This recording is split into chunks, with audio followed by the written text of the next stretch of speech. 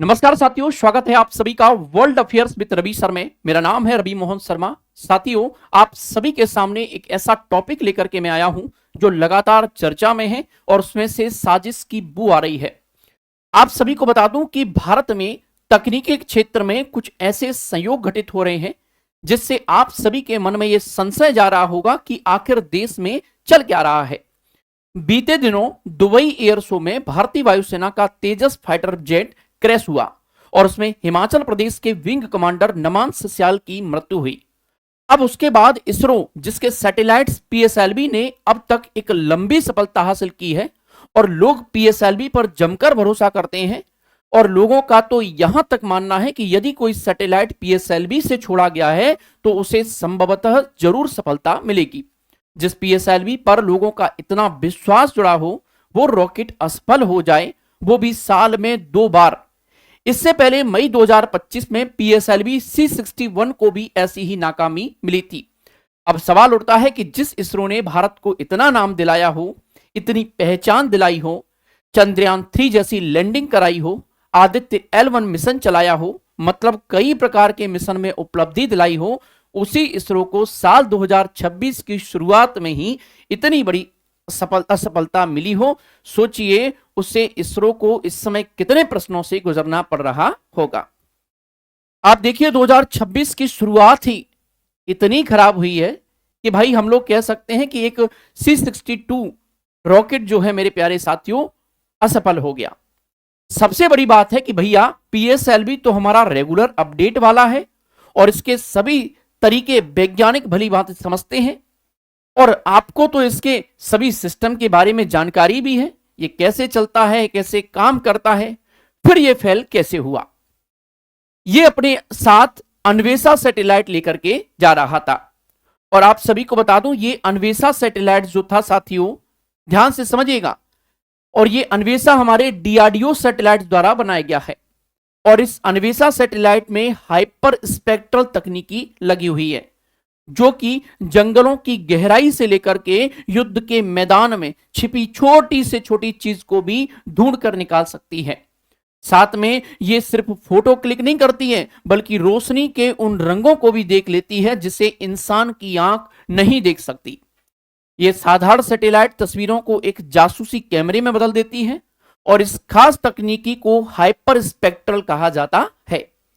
इस मिशन को new space India limited NSIL ने लॉन्च किया है। NSIL ने लॉन्च किया है, ध्यान से समझिएगा। क्या कहा मैंने? NSIL ने इसे लॉन्च किया है, याद रखिएगा। तो आगे बढ़ते हैं हम लोग। NSIL इसरो की कमर्शियल इकाई है और ये पीएसएलवी रॉकेट की कुल 64वीं उड़ान थी। कौन से नंबर की उड़ान थी? 64वें नंबर की उड़ान थी, याद रखिएगा। पीएसएलवी C62 मिशन तकनीकी गड़बड़ी के कारण असफल हो गया, जिस वजह से EOS N1, ध्यान से सुनिएगा, EOS N1, ये जो EOS N1 है सहित 16 उपग्रह अंतरिक्ष में निर्धारित कक्षा हासिल नहीं कर सके। यदि मीडिया रिपोर्ट्स की माने तो इस विफलता से हमें लगभग 800 करोड़ रुपए का नुकसान हुआ है। कितने करोड़ का? 800 करोड़ रुपए का नुकसान जो है साथियों हुआ है। कहा जा रहा है कि तीसरे चरण में आए तकनीकी खराबियों की वजह से उपग्रह को कक्षा में स्थापित नहीं किया जा सका। इस बात को लेकर के इसरो ने एक जांच समिति भी गठित की है जो कि विफलता के सटीक कारणों का विश्लेषण करेंगी। इसे भारतीय अंतरिक्ष एजेंसियों के लिए एक बड़ा झटका माना जा रहा है। अब यदि बात करें इसके फेल होने की तो EOS N1 जिसे अन्वेषा कहा जाता है, अन्वेषा कहा जाता है, C62 PSLV C62 mission EOS N1 जिसे अन्वेषा कहा जाता है और 14 सैटेलाइट्स को 512 किलोमीटर की ऊंचाई पर सन सिंक्रोनस ऑर्बिट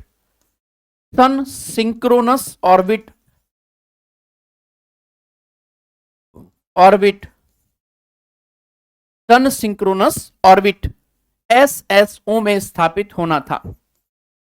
SSO में स्थापित होना था या किया जाना था रॉकेट के चौथे हिस्से में, जिसे PS4 स्टेज कहा जाता है, आप देखेंगे PS4 स्टेज जो होता है, आप लोग यहां पर देखेंगे ये फोर्थ स्टेज होता है, लिक्विड स्टेज विथ इंजन्स।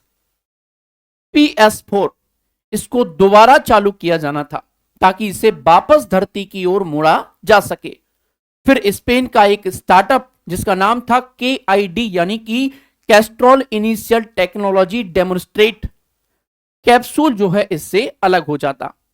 आपको बता दूं कि यह मिशन कुल मिलाकर के 1 घंटा 48 मिनट 5 सेकंड का था, लेकिन 8वें मिनट में ही इसमें गड़बड़ी आ गई और मिशन में कुल 16 सैटेलाइट्स को ऑर्बिट में स्थापित किया जाना था, लेकिन सभी सैटेलाइट्स रॉकेट के साथ अपना रास्ता जो है भटक गए। अब आपका प्रश्न होगा कि यदि कोई रॉकेट रास्ता भटक जाए तो रॉकेट का क्या होता है? तो रॉकेट में लगे ऑन बोर्ड कंप्यूटर और सेफ्टी सिस्टम लगातार उसकी दिशा, गति और ऊंचाई पर नजर रखते हैं। अगर रॉकेट गलत डायरेक्शन में जा रहा हो तो जमीन या आबादी के लिए खतरा बनता है, और खतरा बनता हुआ दिखाई देता है तो वहां का जो रेंज सेफ्टी ऑफिसर होता है उससे क्या कर देता है? नष्ट कर देता है, फ्लाइट टर्मिनेशन कर देता है। यदि गड़बड़ी ऊंचाई पर हुई हो तो रॉकेट के हिस्से समुद्र में गिर जाते हैं। ऐसे मामलों में रॉकेट को वापस नियंत्रित करना पॉसिबल नहीं होता। अब आपका प्रश्न होगा कि इसरो की PSLV C62 विफलता से अंतरराष्ट्रीय मार्केट में भारत की छवि पर क्या असर पड़ेगा? तो पहला, भरोसे पर अस्थायी असर तो पड़ेगा ही पड़ेगा, यह बात तय है। अंतरराष्ट्रीय ग्राहकों के निर्णय सावधान होंगे, यानी कि वो सोच समझकर डिसीजन लेंगे।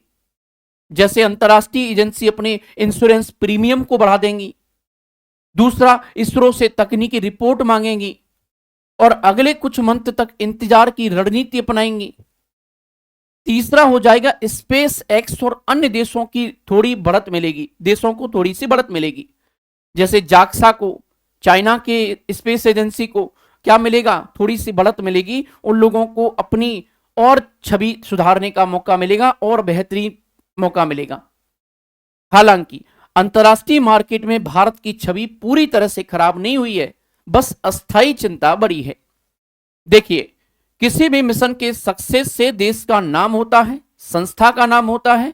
अब जब असफलता मिली है तो प्रश्न खड़े होते हैं कि क्या इसरो के भीतर भी राजनीति चल रही है या किसी दूसरे देश की अन्य शक्तियां हमें काम करने नहीं दे रही हैं।